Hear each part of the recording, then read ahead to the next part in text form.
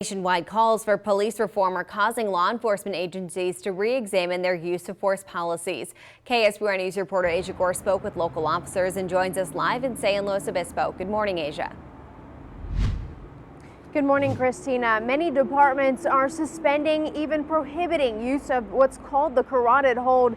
To you and me, that might look like a chokehold, but that technique is designed to cut off blood flow to the brain and render a person unconscious. We talked about George Floyd, and I don't think that there's a police chief out there that will look at that and say that was the proper application of a carotid control hold. The move that cost George Floyd his life, prompting calls for reform nationwide.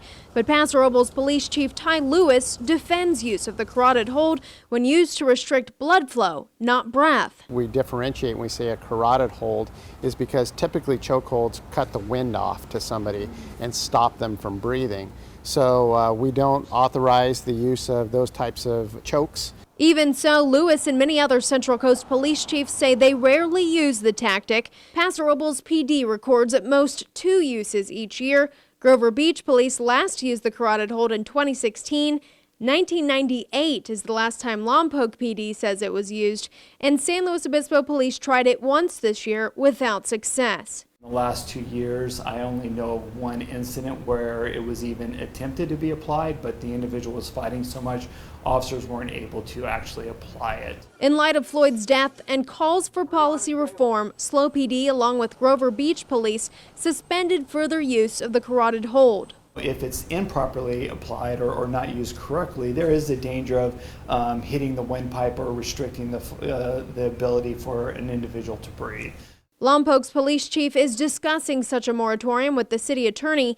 Chief Lewis, though, says his officers are well trained in use of the carotid hold, and he plans to keep it in his department's arsenal for now. It's extremely effective in the context that we've used it for. It's a less lethal option. So it's, somebody that's violently resisting or poses a danger to himself or the community. It's a super effective tool that, for the most part, doesn't result in any type of injury to the suspect. Chief Lewis believes law enforcement agencies should use the tools and techniques that are most effective for their individual communities. He says, for instance, SLO PD does not use K-9 units while his department does. Live in San Luis Obispo, I'm Asia Gore, KSBY News. Interesting perspectives. Thanks, Asia. And Governor Newsom called on California police departments to suspend use of the carotid hold and says he would sign a bill prohibiting its use if given the chance.